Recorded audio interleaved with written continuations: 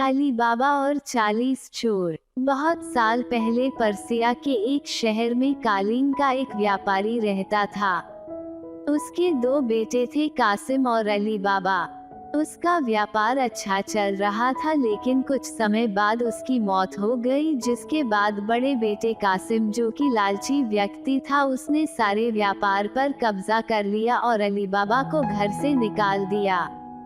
जिसके बाद अली बाबा और उसकी बीवी दूसरी जगह जाकर रहने लगे और गरीबी में जीवन बिताने लगे। अली बाबा जंगल में लकड़ियां काट कर बेचता था और अपनी बीवी और बच्चों का पालन पोषण करता था। यह सब ऐसे ही चल रहा था कि एक दिन अली बाबा जंगल में लकड़ियां काट रहा था, तो उसने 40 घुड़सवार को जंगल में से गुजरते हुए देखा। वह एक पेड़ के पीछे छिपकर यह सब देखने लगा।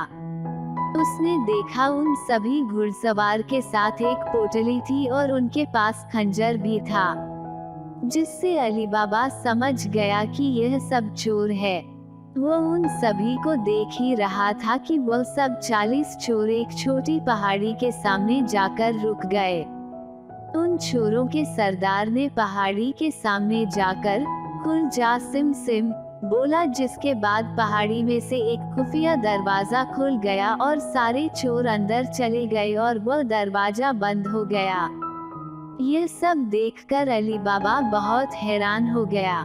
वो उस पहाड़ को ऐसे ही कुछ समय देख रहा था कि वो खुफिया दरवाजा फिर खुला और उसमें से 40 चोर निकले।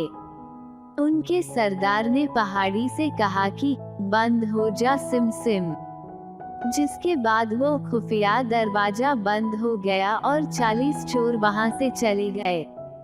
अली बाबा को बहुत जानने की इच्छा हुई कि आखिर उस पहाड़ के खुफिया दरवाजे के अंदर क्या है। वो यह जानने के लिए उस पहाड़ के पास गया और जो चोरों के सरदार ने शब्द बोले थे वही शब्द बोलने लगा, खुल जा सिम सिम। उसके यह बोलने के बाद दरवाजा फिर खुल गया और अली बाबा गुफा के अंदर चला गया। गुफा के अंदर अली बाबा ने जाकर देखा कि गुफा में बहुत सा सोना, चांदी, हीरे, जवाहरात और सोने के सिक्के रखे थे। वो यह सब देखकर बहुत खुश हो गया। उसको समझ आ गया था कि सभी चोर अपनी चोरी और लूट का माल उस पहाड़ी की गुफा में छुपाते हैं।